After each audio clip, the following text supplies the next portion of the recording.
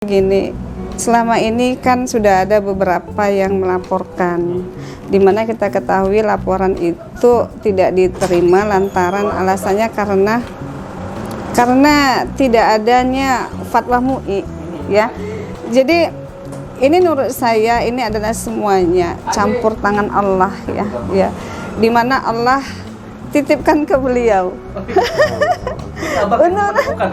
Iya, beliau ingat pernah membaca satu artikel terkait dengan fatwa MUI ini, terus buka-buka lagi, terus dilihat, ini ada, gitu kan, terus kita ngobrol-ngobrol, terus saya bilang kita buat laporan aja.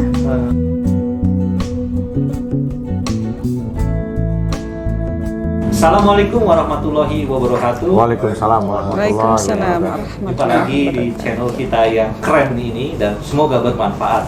Nah teman-teman, sore ini, petang ini saya lagi-lagi kedatangan tamu yang sangat hebat ya, alhamdulillah banget. Astagfirullah. Teman-teman dari Lampung, para pejuang dari Lampung. Mereka adalah Bunda Mary. Apa kabar Bunda Mary? Baik, alhamdulillah. Bang Gunawan. Alhamdulillah. Tadi kita Assalamualaikum ngobrol sebelum kita taping ya, sebelum kita mulai syuting, ternyata Bang Gunawan ini aktivis senior. Dan Bunda Mary juga seorang pendakwah yang cukup pendakwah ya? Bukan. Ibu rumah tangga. Ibu rumah tangga yang merasa tergerak hatinya untuk ketika melihat ketidakadilan dan kezaliman di negeri ini. Bayangkan, itu kalau kita lihat di luar mobilnya itu platnya BE, jadi saya kaget juga, dan mobilnya agak sepertinya habis berjalan jauh, jadi ternyata sering bolak-balik Bang ya, dari Lampung ke sini Bang ya. Sering, setiap minggunya insya Allah dalam waktu 3 bulanan terakhir ini ada di Jakarta, pulang sehari, besok berangkat lagi. Oke. Ya, jadi ini konteksnya gini teman-teman, jadi kemarin itu kan ada aksi pelapor Bunda Mary dan Abang Gunawan, laporannya diterima oleh Bareskrim Polri. Laporan tentang apa? Laporan tentang dugaan penistaan agama. Penistaan agama ya. Penistaan agama yang dilakukan oleh Menak YCQ. Ini yang udah rame lah sebelumnya, dan seperti teman-teman ketahui sebelumnya ada Mas Roy Suryo yang juga melaporkan di Polda dan kemudian ditolak. Kemudian Pak Novel Bamukmin di Bareskrim juga ditolak. Seru tuh. Kemudian ternyata ada yang di Riau, Bu Azlaini Agus, itu diterima. Tapi nggak dilanjutin di Polda Riau, dilimpahkan ke Bareskrim Polri.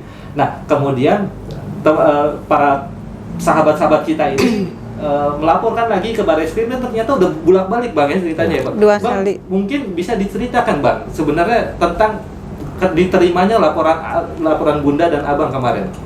Baik, Assalamualaikum warahmatullahi wabarakatuh.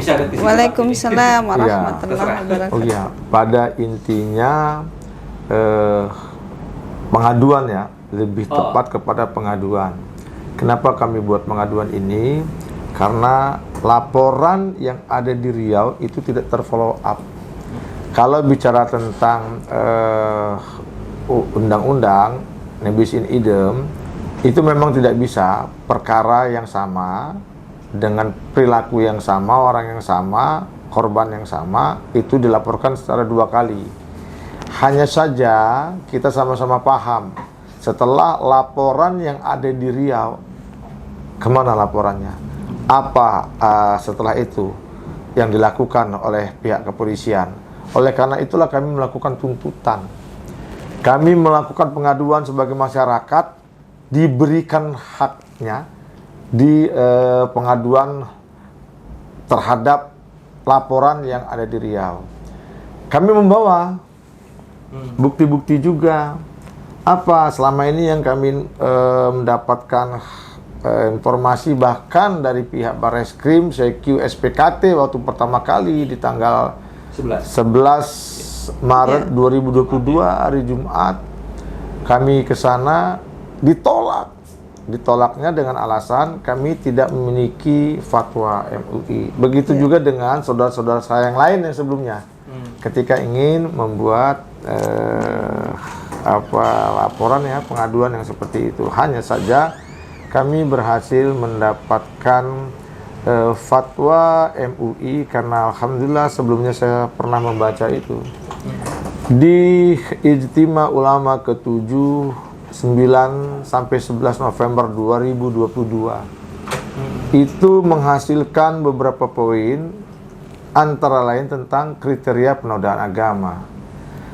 Di kriteria penodaan agama ini ada di poin 1 huruf F ketentuannya yang menyatakan bahwa yang dianggap lakukan penodaan agama, penistaan agama itu adalah tentang simbol-simbol dan atau syiar yang dianggap sakral seperti Ka'bah, masjid dan azan. Ini ada. Kemudian di nomor 2-nya juga huruf C itu ada yang menyatakan bahwa sudah dipublikasi di tempat umum atau di media, ada lagi. Nah, kemudian ada poin 4-nya, Bu Aja nanti bisa teruskan. Iya. Jadi apa yang dianggap fatwa, diminta fatwa sehingga kasus ini jalan tepatnya sudah ada sebenarnya. Yang harus diketahui juga, kegiatan Ijtima Ulama ke-7, 9 sampai 11 Maret 2022 justru ditutup oleh Menteri Agama. 2021, maaf. November, sorry. 9 sampai 11 November 2021 itu ditutup oleh Menteri Agama di Hotel Sultan. Ya, siapa yang menghadiri? Komisi Fatwa seluruh Indonesia, MUI. Ya, kemudian pimpinan-pimpinan MUI pusat. Ormas-ormas Islam, pondok-pondok pesantren, perguruan-perguruan tinggi. Kemudian Kemenkumham pun hadir di situ. Jadi apalagi yang mau ditolak oleh mereka kalau dianggap ini bukan undang-undang. Bahkan seluruh unsur dari yang ada di kementerian itu hadir waktu itu. Ada kurang lebih 700 orang yang hadir saat itu. Inilah yang akhirnya kita bawa barang bukti itu. Kemudian kami diskus. Di awalnya, kembali kami ditolak di awalnya. Dengan alasan harus membawa saksi ahli juga. Saksi ahli apa? Saksi ahli bahasa. Akhirnya yang kedua, setelah kami diskus dengan pihak Mabes Polri, yang awalnya tidak ditemui ke Barreskrim, hanya sampai di SPKT. Yang kedua kemarin, akhirnya kami ditemui dengan membawa leges dari kantor pos. Tentang Ijtima Ulama, tentang fatwa tersebut. Kemudian kami diskus lagi, kami minta, sebelumnya sudah kami minta, di mana aturannya ketika pengaduan atau laporan itu harus membawa statement atau membawa saksi ahlinya. Tidak ada itu. Yang ada, kalau kita bicara tentang saksi ahli, itu adanya di ruang pemeriksaan. Itu ranahnya kepolisian. Silakan kepolisian mencari saksi ahli untuk menetapkan gelar perkara nantinya. Apakah yang dilaporkan atau yang diadukan ini nanti masuk di dalam ranah pidana atau tidak. Kemudian saksi ahli ini ada di ruang penuntutan, itu ruangnya jaksa. Yang ketiga itu ada di ruang pengadilan, yaitu punya kehakiman. Nah, jangan sampai polisi menjadi hakim ketika harus kami membawa saksi ahli. Kalau tidak membawa saksi ahli bahasa, menurut mereka dianggap ini tidak memenuhi unsur. Jangan jadi hakim, nanti kita di pengadilan dong bicaranya. Yang pada akhirnya alhamdulillah, karena mereka juga kami minta untuk hadirkan aturannya. Kalau emang kami harus membawa saksi ahli atau statement dari saksi ahli bahwa itu mengandung unsur penodaan agama di dalam kalimat-kalimatnya atau narasi-narasinya. Karena apa? Kalau bicara tentang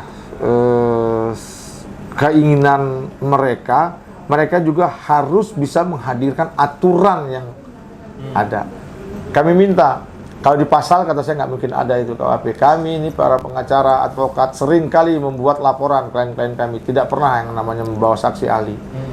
Oke? Tapi akhirnya dibawa juga. Tidak, yang untuk itu. Tidak, untuk saksi ahli tidak kami bawa. Itu yang kami debat dan akhirnya mereka menyerah. Karena apa? Ketika kami minta setidak-tidaknya TR lah, Perkap, Peraturan Kapolri, ada enggak? Kami tantang, nggak ada juga. Terus kami, TR itu bisa dibuat 1 detik sebelum kami datang. Oh ini Pak, TR-nya bisa tunjukkan kan? Tapi nggak ada juga. Tidak dibuat TR-nya. Tidak ada. Akhirnya tidak dibuat oleh mereka. Nah, atas dasar tidak ada aturan bahwa kami harus membawa saksi ahli bahasa, akhirnya pengaduan kami diterima dengan ditandatangani oleh pihak Kabar Eskrim. Oh. Alhamdulillah. Pengaduan ini supaya laporan yang di Riau tidak dipetieskan, dan mereka berjanji insya Allah mereka akan push Riau atau tarik kasus ini ke Mabes Polri. Sorry, kasus itu sebenarnya sekarang di mana? Di Riau atau Masih ada di Riau. Kalau Di Riau. kalau kata mereka masih saat ini ada di Riau. Oh, belum, berkasnya belum dilimpahkan. Belum dilimpahkan ke Polri, Mabes Ya. Polri. Oh gitu. Iya. Gimana Bunda rasanya setelah laporannya diterima? Ini sebenarnya breaking through ya, karena sebelumnya kan Iya. banyak yang gagal gitu.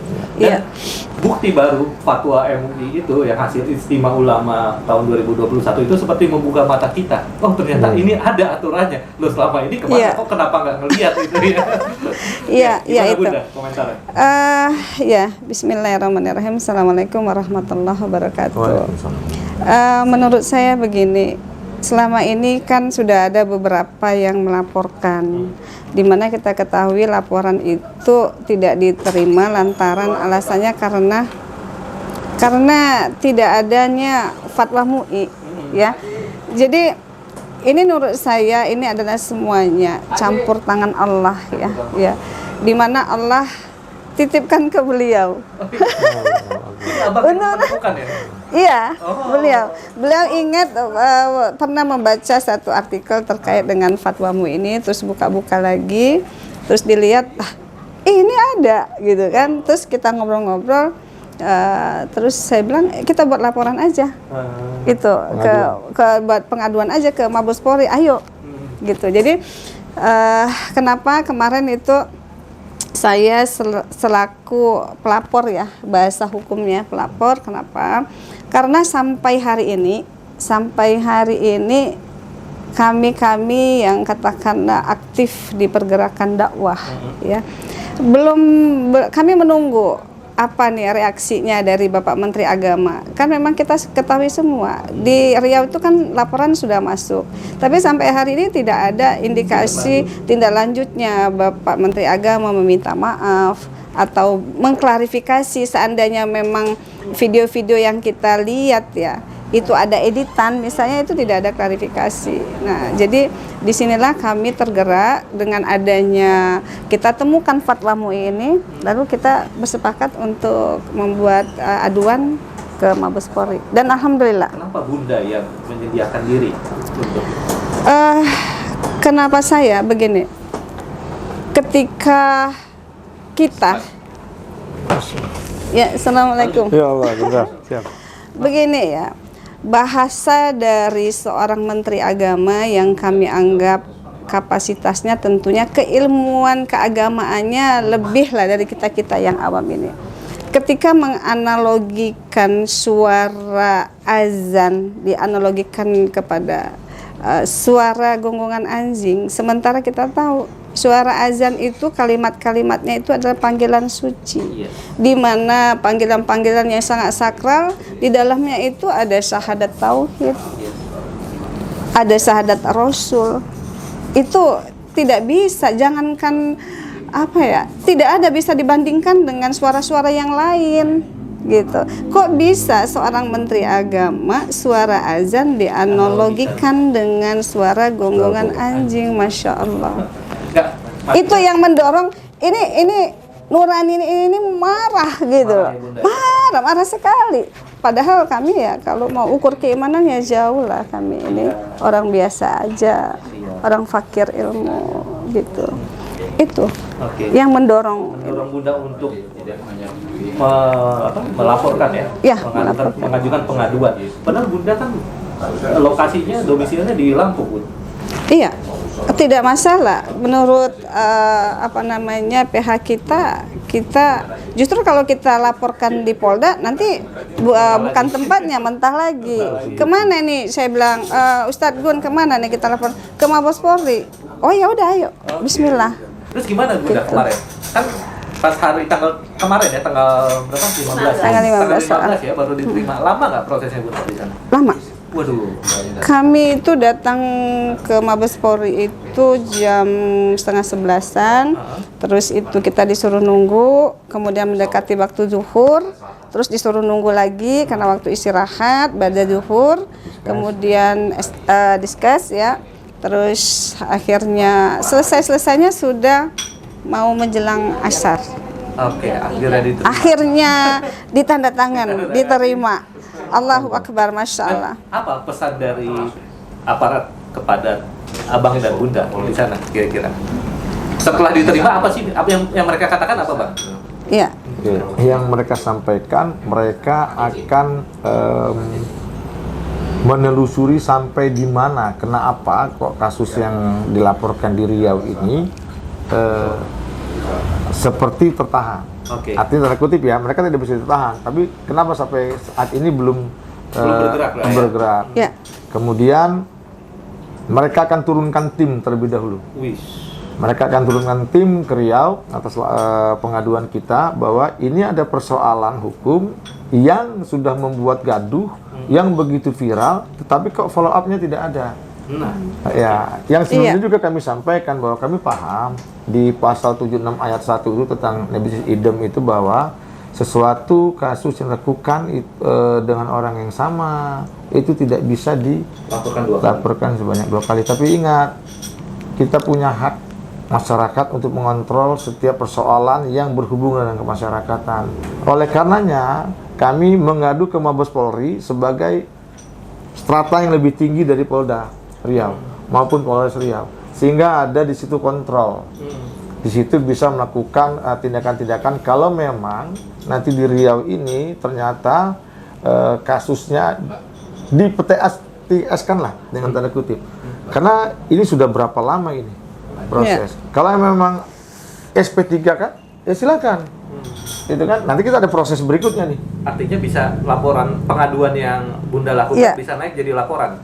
Bisa, ya kita lihat nanti. Kita lihat. Kita akan membuat pengaduan ini menjadi laporan ketika memang ini keluar SP3. Karena SP3 ini nggak sembarangan. Harus ada mereka bukti-bukti bahwa kasus yang dilaporkan ini tidak memenuhi unsur. Kalau kami bisa membuktikan 2 unsur. 2 unsur ini yang sudah masuk. Unsurnya apa tuh, Bang? Bahwa kita bisa buktikan dengan video yang beredar itu tidak editan. Tidak. Asli ya. Asli. Kemudian buka di Kamus Bahasa Indonesia. Ada kata misal, dimisalkan. Ya kan? Misalkan gonggongan anjing, bahkan lebih dari 1 ekor anjing dengan, nggak tegas saya ngomongnya, dengan lafal Allah. Ya, buka Kamus Bahasa Indonesia. Apa yang dimaksud dengan misalkan? Artinya 2 unsur bukti. 2 unsur bukti ini sudah ada. Memenuhi unsur. Kemudian kami ada fatwanya. Iya. Fatwa dari Majelis Ulama Indonesia.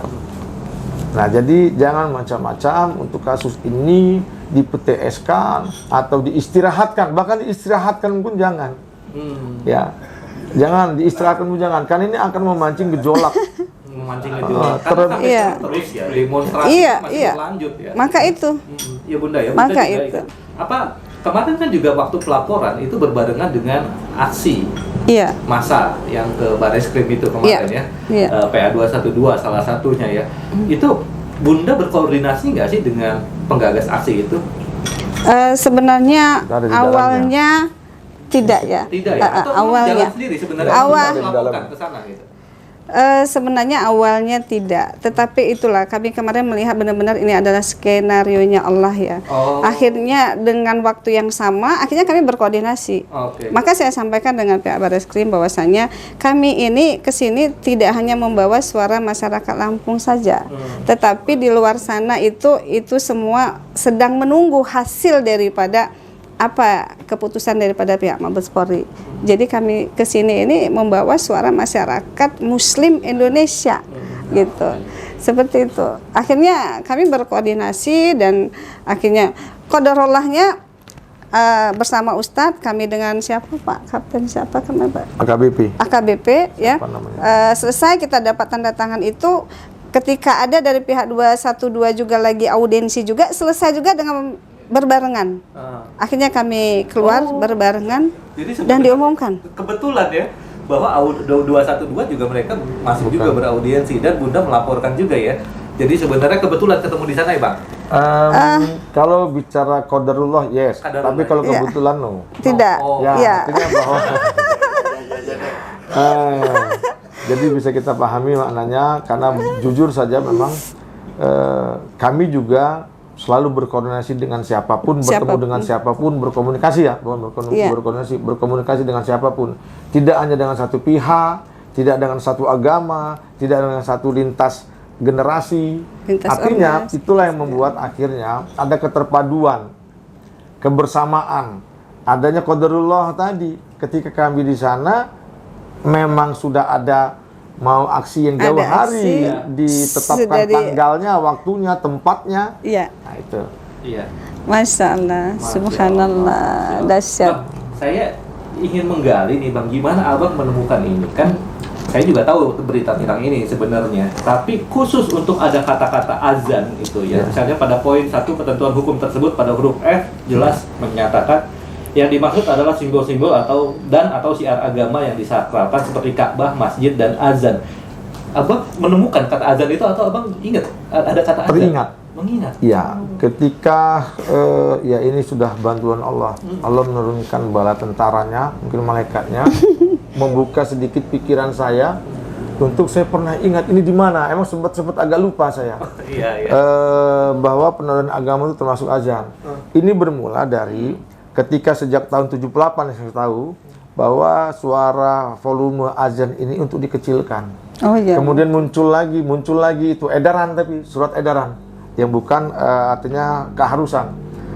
Di saat itu saya buka-buka tentang volume azan lama itu di akhir Desember, di akhir tahun lah 2021. Kemudian saya perhatikan ini ada tidak ini membahas di ijtima ulama komisi fatwa.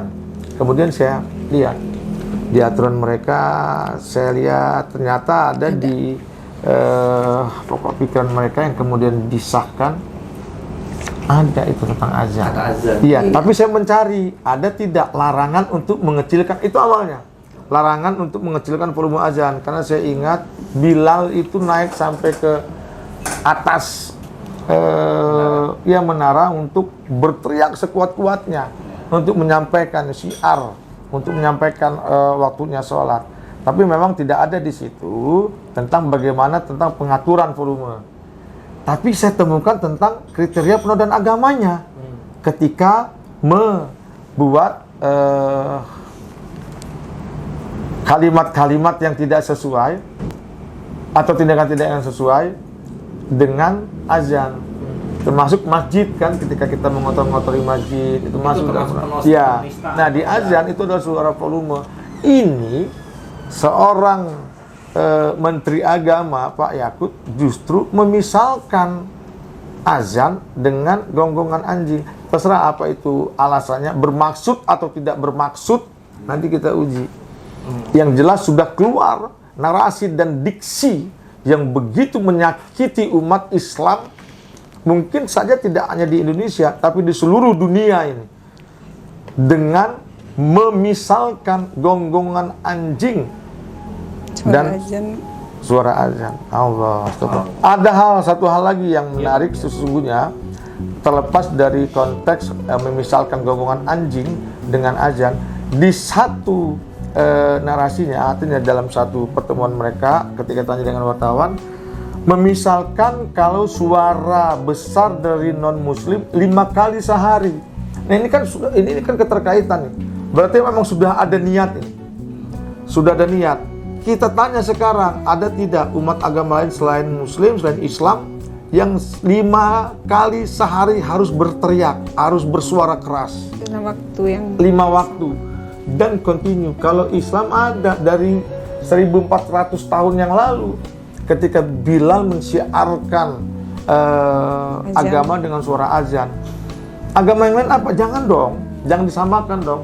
Berarti ada penyamaan ketika anjing yang najis di umat Islam dan tidak najis di agama lain dimasukkan dalam narasi ini. Oke?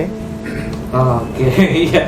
Waduh, ini seru sekali teman-teman. Jadi itu tadi penjelasan dari Abang Gunawan dan Bunda Mary ini kita berharap keadilan ditegakkan Amin. Ya, di amin. Indonesia, ya. Ya. Kita juga percaya bahwa ada prinsip namanya equality before the law, ya. Kalau Ya. dan Kesamaan. soal penodaan agama ini bukan sekali saja terjadi, sudah beberapa kali terjadi, dan tapi yang kali ini memang cukup bikin heboh dunia maya dan dunia nyata, karena sampai sekarang aksi-aksi menuntut Terus. Pak Menak YCQ, ya, meminta maaf dan sebagainya, bahkan menuntut untuk mundur, itu masih terus berlangsung. Dan kami yakin bahwa kepolisian maupun negara dalam hal ini bisa mengambil keputusan yang bijak terkait kasus ini. Dengan begitu teman-teman, terima kasih Bang Gunawan Terima dan kasih. Bunda Ya. Mary atas Siap. waktunya udah hadir di tempat kami. Terima kasih, semoga bermanfaat konten kita. Amin. Wabillahi taufiq wal hidayah. Wassalamualaikum warahmatullahi wabarakatuh. Waalaikumsalam.